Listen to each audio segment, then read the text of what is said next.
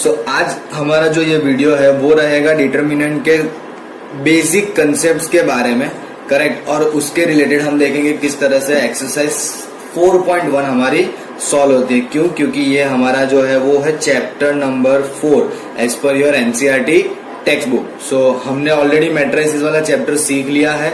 Matrices की मदद से हमें ये चैप्टर सॉल्व करने में बहुत आसानी रहेगी, क्योंकि मैट्रिसेस में हमने ये देखा था कि हमारे पास स्क्वायर मैट्रिसेस होता है या स्क्वायर मैट्रिक्स होता है या रेक्टेंगुलर मैट्रिक्स होता है वगैरह वगैरह।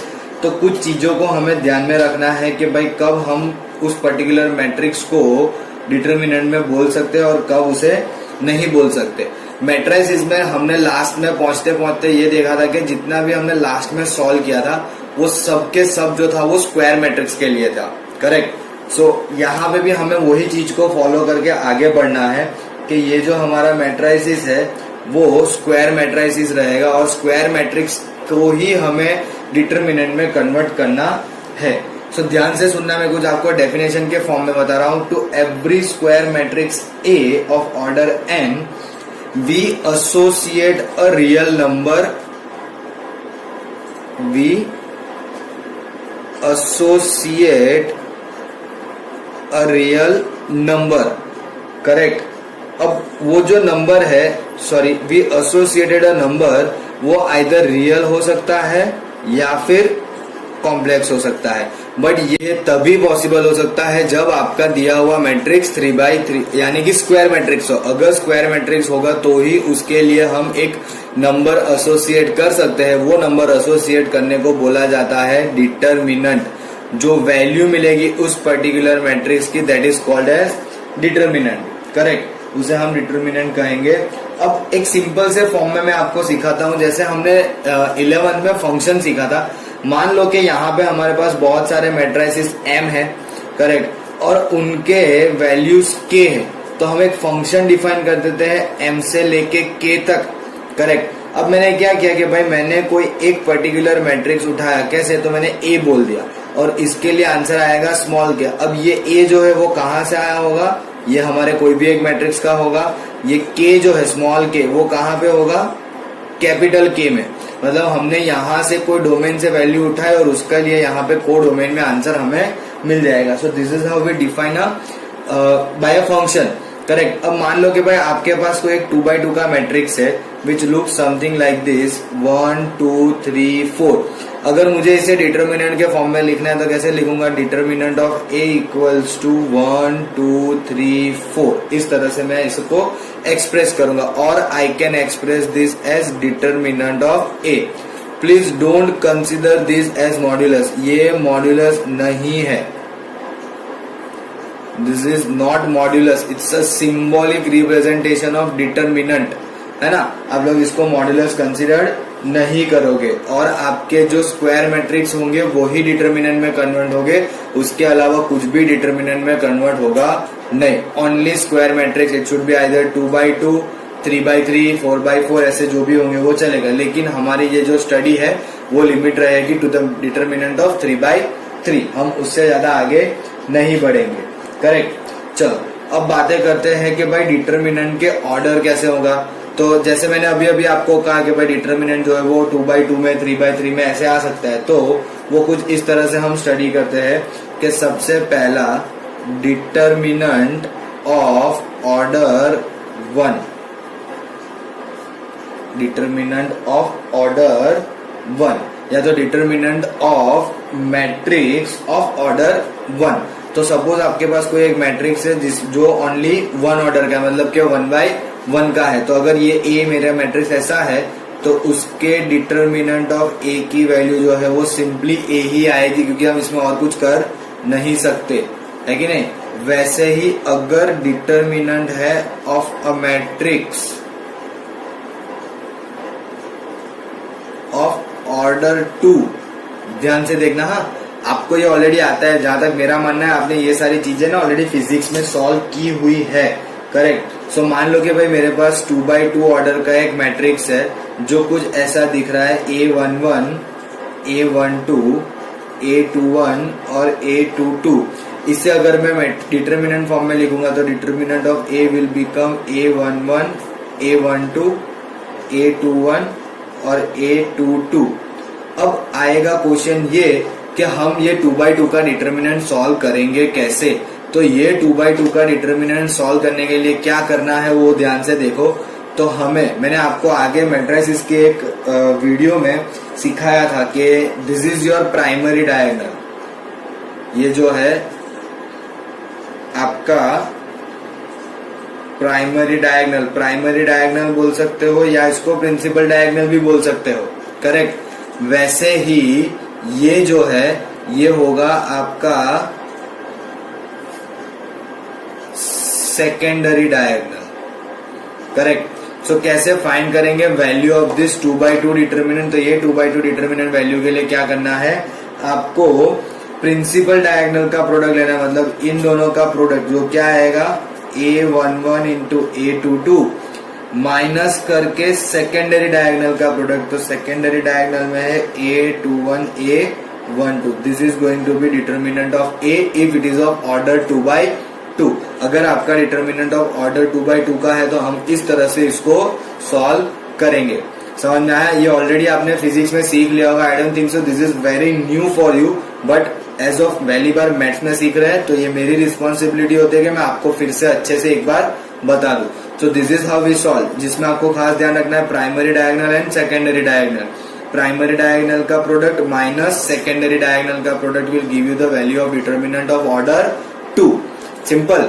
चलो आगे बढ़ते हैं और चेक करते हैं कि थर्ड ऑर्डर का हमें किस तरह से मिलेगा।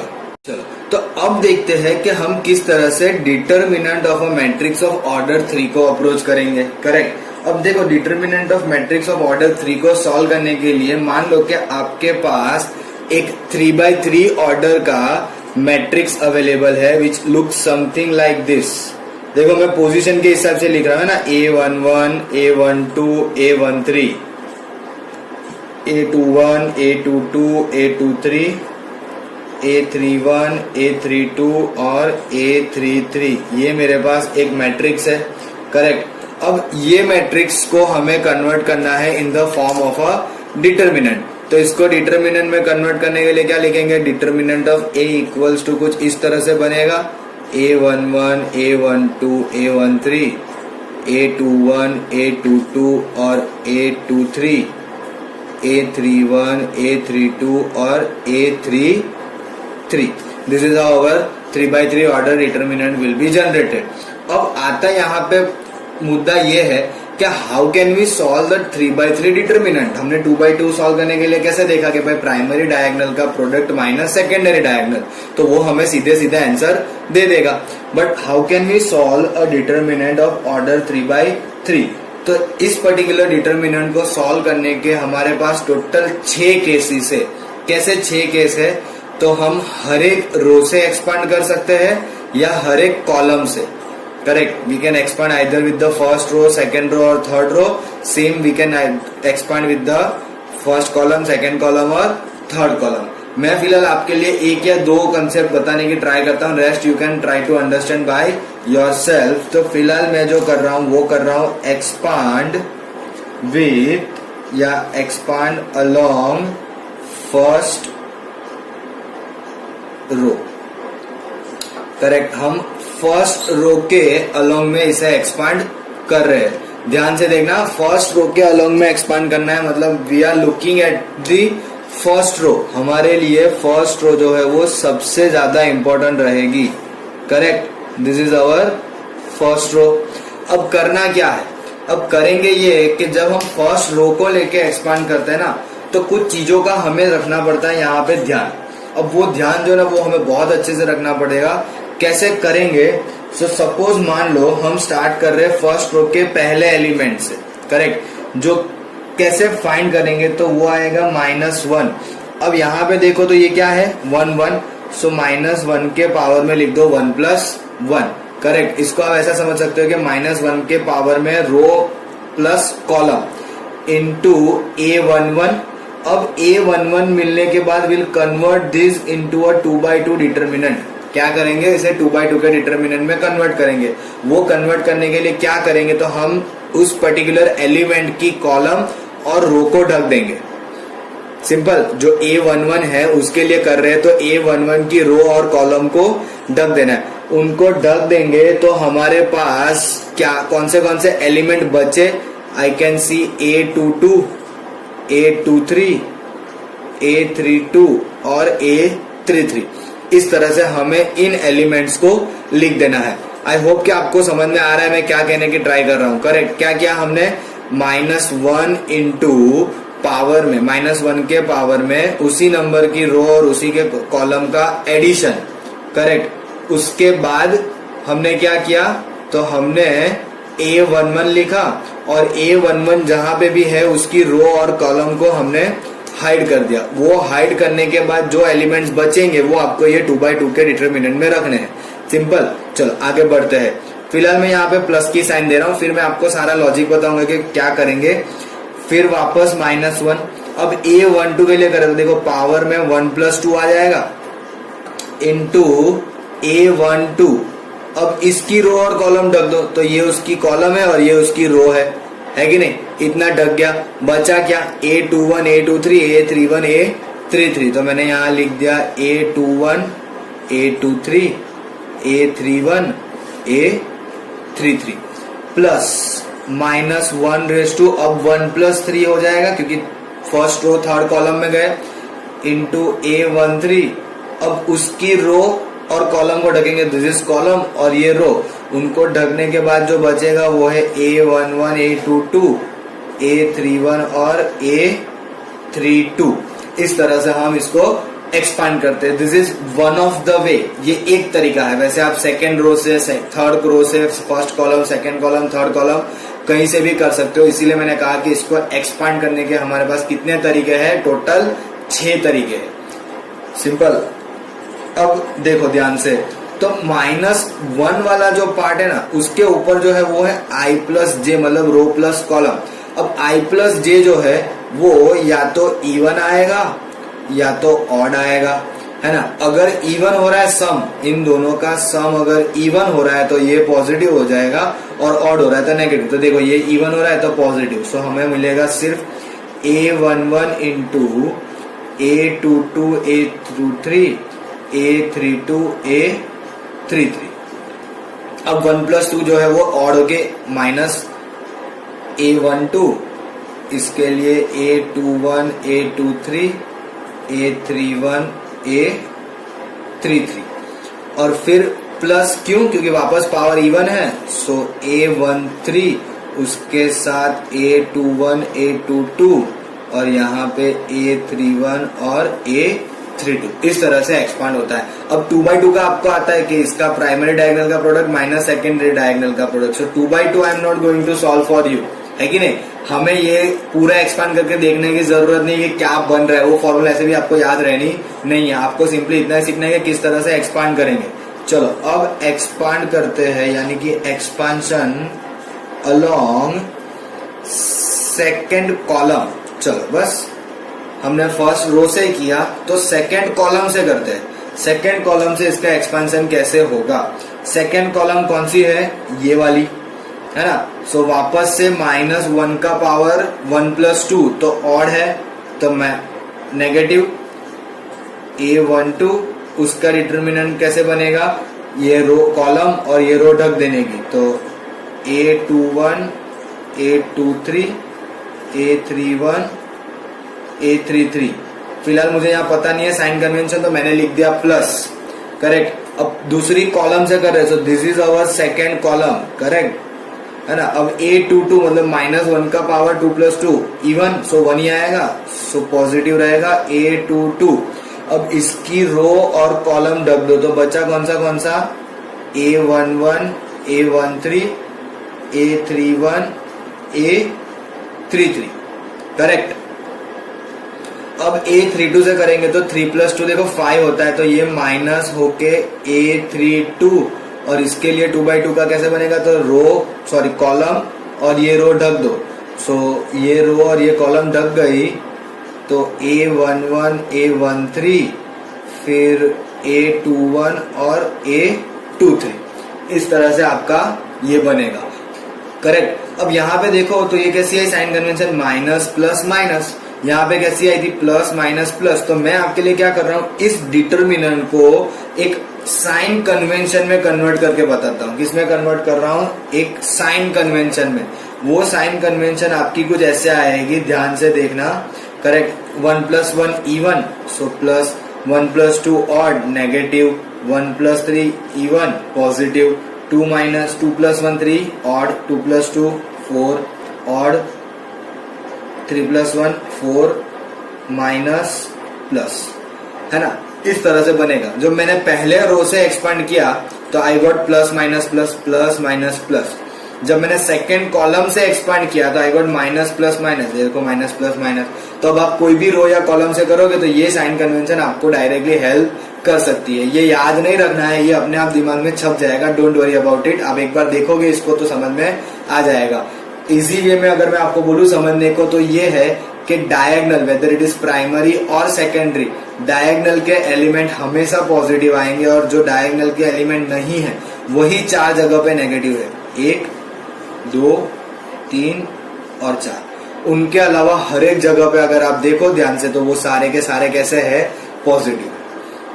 समझ में आया। सो इस तरह से हम 3/3 के डिटर्मिनेंट को एक्सपांड कर सकते हैं। वापस से बता रहा हूं, ये जो है वो हम कितने केस में कर सकते हैं, टोटल 6। लेकिन हर बार 6 नहीं लगाने, हमें एट अ टाइम किसी भी एक से ही करना है। या तो कोई एक रो ले लेंगे या तो कोई एक कॉलम। लेकिन कई बार ऐसा होता है कि हम सोच नहीं पाते कि हमें क्या लेना चाहिए। तो मैं इसके लिए आपको एक आध 2 रिमार्क बता देता हूँ। रिमार्क में कुछ ऐसा है कि हमें डिटर्मिनेंट जब एक्सपांड कर रहे हो तो सबसे पहले ये देखो कि क्या हमारे पास डिटर्मिनेंट के एलिमेंट्स में कहीं पे 0 है। कभी कभी ऐसा होता है कि भाई डिटर्मिनेंट का ये एलिमेंट 0 है, ये वाला 0 है, ऐसा कुछ हो सकता है।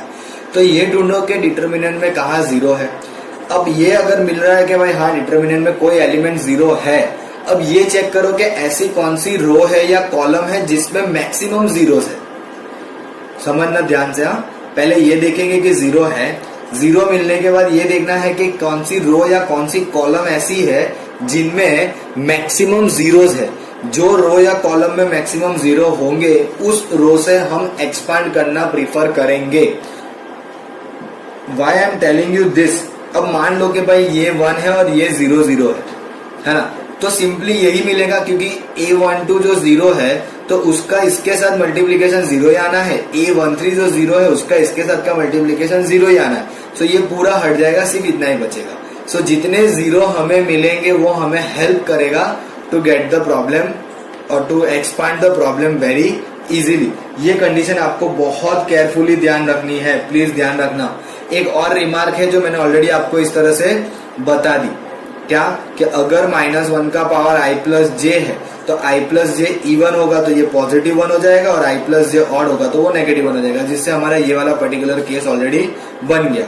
फिर एक और चीज है, अगर आपका कोई इस तरह का कंडीशन है a = k × b, ध्यान से देखना, a = k × b, तो हम ऐसा कह सकते हैं कि determinant of a = determinant of a = k⁻n × b, जहां पे n जो है वो ऑर्डर ऑफ मैट्रिक्स है या ऑर्डर ऑफ डिटर्मिनेंट भी बोल सकते हो। फिलहाल अब वो स्क्वायर होने की वजह से दोनों में सेम रहेगा, इतना कोई ज्यादा डिफरेंस आएगा नहीं। लेकिन ये हुआ क्या, तो एक बहुत इंपॉर्टेंट सा यहाँ पे कंसेप्ट आता है कि डिटर्मिनेंट ऑफ a = kb है, ये हमारे मैट्रिसेस है। अगर मैट्रिसेस a जो है वो k × मैट्रिसेस b है तो determinant of a = k⁻n × determinant of b कैसे हो गया। चलो इसको थोड़ा सा डिटेल में समझने की ट्राई करते हैं। करेक्ट, ये था वो रिमार्क, a = kb, a और b जो है वो मैट्रिसेस है, तो डिटर्मिनेंट ऑफ a जो होगा वो k⁻n × डिटर्मिनेंट ऑफ b होगा, वेयर n जो है वो ऑर्डर ऑफ द मैट्रिक्स रहेगा। करेक्ट। सो मान लो कि मैंने एक मैट्रिक्स A लिया पहले, विच इज 4 8 लेट मी से हियर 12 और 16, और मेरा मैट्रिक्स B जो है वो कुछ इस तरह से मैं कंसीडर कर रहा हूं 1 2 3 और 4। करेक्ट है ना। यहाँ पे हमने क्या किया है 4, 8, 12, 16 और b जो है वो 1, 2, 3, 4। क्यों ये kb में आ जाएगा तो आप इजीली समझ सकते हो कि इसको 4 से b को 4 से मल्टीप्लाई करोगे तो आपका ये कंडीशन सेटिस्फाइड हो जाएगा। अब सपोज चलो हमने डिटर्मिनेंट ऑफ a ढूंढा, डिटर्मिनेंट ऑफ a क्या हो जाएगा यहाँ पे 4, 8, 12, 16। सो 16 4 जा 64 और 12 8 जा what will be 12 into 8 96, correct. सो ये हमें कितना मिल रहा है, राउंड अबाउट माइनस में जाएगा, कितना जाएगा माइनस में 64 माइनस 96, सो 66 और 36 30 मतलब माइनस 32, करेक्ट। तो what is going to be determinant of B, ये है 1, 2, 3 और 4। सो 4 1 जा 4 माइनस 3 2 जा 6, तो मुझे कितना मिला -2। सीधी सी बात है ना, कितना सिंपल सा था। लेकिन ये डिटर्मिनेंट जो है वो कौन से ऑर्डर का है, which is what is the order of this determinant 2। तो इस कंसेप्ट के हिसाब से अगर हम इस कंसेप्ट के हिसाब से अगर देखें तो हमें ये क्या देगा। सो लेट्स आइडेंटिफाई दैट कि हमें ये कैसे पता चलेगा। तो हमारे लिए k देखो क्या था, मैं वापस लिखता हूं, determinant of a equals to k raise to n into b, है कि नहीं। डिटर्मिनेंट ऑफ a कितना है -32। अब a इक्वल्स टू के बी के हिसाब से k की वैल्यू 4 है, n ऑर्डर है विच इज 2 और डिटर्मिनेंट ऑफ b जो मिला है वो -2 मिला है। 4 का स्क्वायर 16, 16 इंटू -2 कैन वी से 32। सो कह सकते हैं कि ये पर्टिकुलर जो है वो सेटिस्फाइड हुआ, है कि नहीं। अब ये कंसेप्ट को आप समझोगे कैसे, it's kind of very tricky. मतलब मैट्रिसेस के लिए तो चलो ठीक है, बट डिटर्मिनेंट में ये क्या हो गया, how can we understand this. मैं ये बहुत इस पे फोकस इसीलिए कर रहा हूँ कि इस टाइप के एमसीक्यूज आते हैं in our board as well as JEE, correct. इसीलिए इसमें मैं इतना ज्यादा फोकस कर रहा हूँ। तो एक मैंने कहा कि बहुत इंपॉर्टेंट मीनिंग है यहाँ पे, तो कुछ वो मीनिंग ऐसे निकलता है कि हमने जब मैट्रिसेस में सीखा तो मैट्रिसेस में हमने ऐसा देखा कि भाई आपका जो भी यहाँ पे k है वो b के हर एक एलिमेंट से मल्टीप्लाई होगा, एवरी एलिमेंट से। ध्यान से सुनना, it is multiplied with every element. But determinant में ऐसा नहीं होता है, ध्यान से देखना। मेरे पास जो डिटर्मिनेंट ऑफ a है वो कुछ ऐसे दिख रहा है 4, 12, 8, 16, करेक्ट। सो मैं क्या करूंगा, उसको पहले रो में से फर्स्ट रो में से मैंने 4 कॉमन निकाल दिया। फर्स्ट रो में से 4 कॉमन निकाला तो ये कितना हो गया 1 और 12 का हो जाएगा 3 फर्स्ट रो में से। हाँ, क्यों ऐसा कर सकते हैं, क्योंकि हमारा डिटर्मिनेंट में ये रूल नहीं है कि अगर मैं किसी कांस्टेंट या किसी नंबर से मल्टीप्लाई कर रहा हूं तो वो पूरे के पूरे डिटर्मिनेंट को लगेगा। It can be with either single row और अ सिंगल कॉलम। 2 रो या 2 कॉलम को भी साथ में नहीं दे सकते, 2 रो या 2 कॉलम को साथ में हम नहीं दे सकते। मतलब हमें या तो सिंगल रो से ही मल्टीप्लाई करना है या तो सिंगल कॉलम से ही। वैसे यहां से एक और रो में से हम 4 निकालेंगे तो बाहर 16 हो गया, तो ये हो गया 1, 2, 3, 4। So I can say now determinant of a equals to 16 times determinant of b। यहाँ पे k की वैल्यू 4 है लेकिन यहाँ पे 16 आएगी, क्योंकि देखो कैसे कहा है हमने कि k जो होगा वो तो लेना ही है लेकिन उसके पावर में मैट्रिक्स के ऑर्डर जाएगी, विच इज ऑर्डर 2।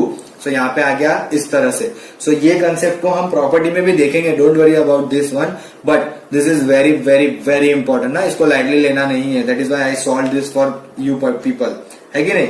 चलो, सो अब क्या करते हैं कि ये जो हमने सारे कंसेप्ट सीखे, इस कंसेप्ट के रिलेटेड जो एक छोटी सी एक्सरसाइज है वो सॉल्व करने की ट्राई करते हैं। चलो, so let's move towards the exercise. So let's start with our exercise 4.1। अब उसमें जो क्वेश्चन नंबर 1 है वो बहुत सिंपल है, जस्ट 2/2 का एक डिटर्मिनेंट है जिसको आपको इवेल्युएट करना है, and it's I guess very very easy. अगर मैं ऐसा कुछ सॉल्व करूंगा ना, that will be very humiliating for you people, correct. So मैंने क्वेश्चन नंबर 2 ले लिया। क्वेश्चन नंबर 2 में भी 2 क्वेश्चन है, जिसमें पहला वाला बहुत बहुत इजी है, जो एक सिंपल से स्टेप में हो जाएगा। 2/2 डिटर्मिनेंट है, क्या करना है इवेल्युएट करने के लिए, product of principal diagonal minus product of secondary diagonal. The product of principal diagonal कितना हो रहा है, cos स्क्वायर थीटा। अब एक्चुअल में आता है minus, product of secondary diagonal कर रहे हो माइनस साइन स्क्वायर थीटा आ रहा है, तो ये हो गया plus. So cos square theta plus sine square theta क्या हो जाएगा 1, सिंपल। अब इसमें कौन सी बहुत बड़ी बात थी, है कि नहीं। चलो सो सेकेंड वाला प्रॉब्लम देखते हैं। अब इसमें भी प्रोडक्ट यही लेना है। So it is going to be x square minus x plus one into x plus one minus x plus one into x minus one. ये कुछ इस तरह से बन रहा है।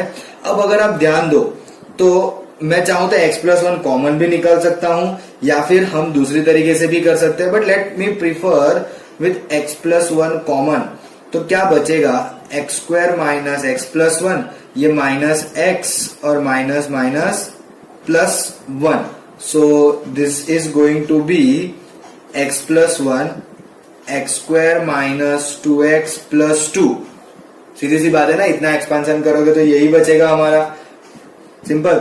अब अगर इनको आप एक्सपांड करोगे तो this will be x cube, फिर माइनस टू एक्स स्क्वायर और ये plus x square. So it is going to be minus x square, फिर टू एक्स और ये टू एक्स कट हो जाएगा और टू वन जा टू, करेक्ट। आप ऐसा नहीं करते, आप यहीं से प्रोडक्ट लेके स्टार्ट करते तो भी हो सकता था कि X cube minus x square plus x square minus x plus one minus x square minus one. Simplify करोगे somehow your answer is going to be this only.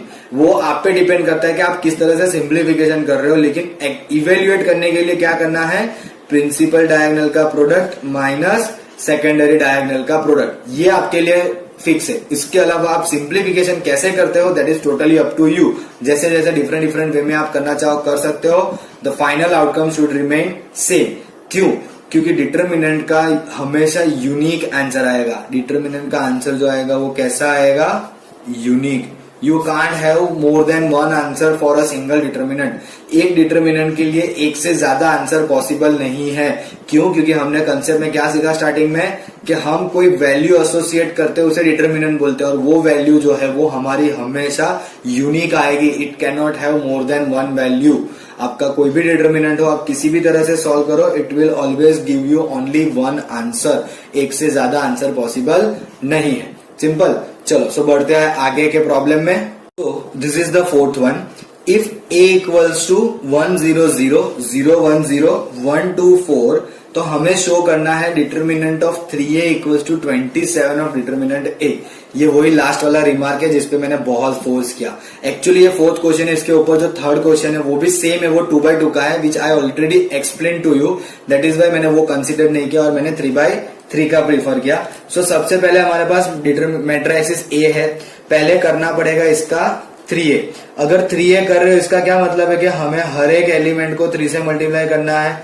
So it will look something like this, 3 4 जा 12। तो इसका determinant of 3a कितना होगा, determinant of 3a will be same thing, 3 0 0 0 3 0 3 6 12। और मैंने आपको बहुत सिंपल वे में समझाया था अभी रिमार्क में कि हम डिटर्मिनेंट को एक्सपेंड वहीं से करेंगे जिस रो या कॉलम में हमारे पास मैक्सिमम 0 हो। तो यहाँ पे देख सकते हो कि फर्स्ट कॉलम में हमारे पास 2 0 है, सेकंड कॉलम में भी है। सो आप फर्स्ट और सेकंड दोनों में से कोई भी कॉलम से कर सकते हो। I prefer to go with the first column. So पहला ही एलिमेंट है, पॉजिटिव आएगा 3, उसकी रो और कॉलम को अगर मैंने ढक दी तो मेरा 2x2 का डिटर्मिनेंट बनेगा 3 0 6 12, करेक्ट। और बाकी कुछ लिखने की जरूरत नहीं है क्योंकि -0 प्लस 0, सिंपल। सो 3 टाइम्स 12 3 जा कितना होगा, ये प्रोडक्ट में आ जाएगा, 12 3 जा 36 माइनस 0, और व्हाट विल बी 36 इंटू 3, 6 3 जा 18, 1 3 3 जा 9 और 1 10, वी गॉट 108। वेरी सिंपल है कि नहीं। चलो अब हमारे पास a वाला डिटर्मिनेंट भी है, मतलब मैट्रिक्स a है तो उसको भी तो डिटर्मिनेंट में लिख सकते हैं ना, 1 0 0 0 1 0 और 1 2 4।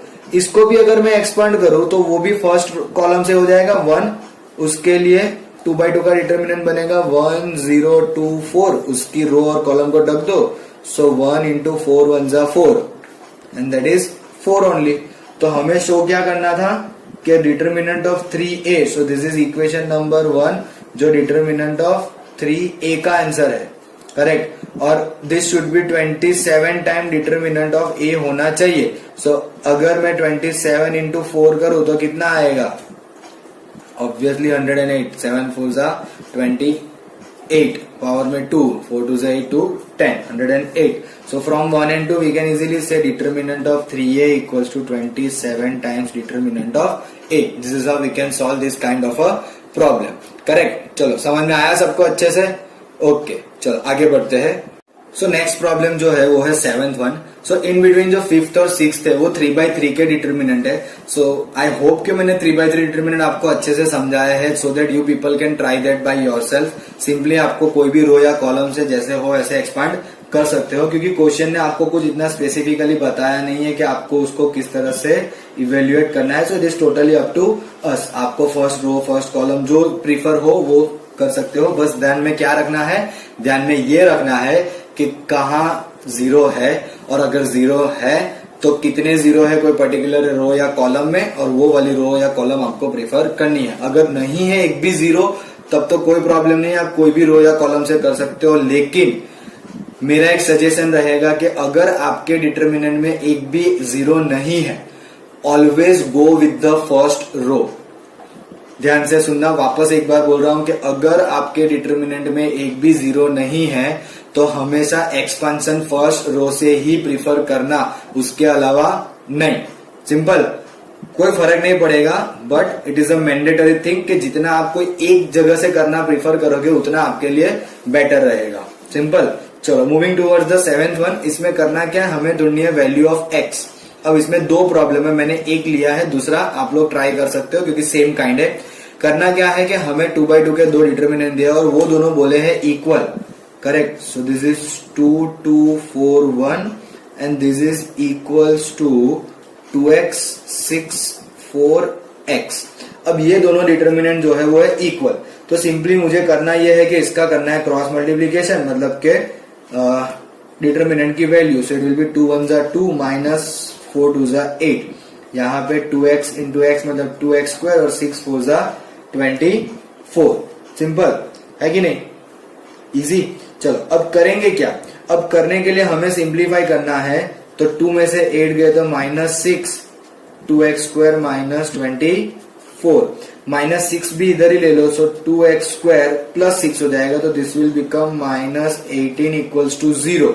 और 2x square minus 18 equals to 0 यानी x स्क्वायर माइनस 9 0, यानी x की value -3. Sorry, this is going to be x -3 into x plus 3 equals to 0. तो हमें x प्लस 3 मिलेगा और एक x -3 है कि नहीं. करेक्ट. अब आई गेस के आपकी बुक में कुछ अलग दिया होगा, so please be very careful कि किस तरह से हो रहा है ये, क्योंकि कोई मिस्टेक है ऐसा मुझे लग रहा है, क्योंकि बुक के हिसाब से जो आंसर आ रहा है वो कुछ अलग आ रहा है और हमारा जो आंसर है वो कुछ अलग है. बट कोई फर्क नहीं पड़ता, ये 2/2 का डिटर्मिनेंट हमने लिया है with equals to this one.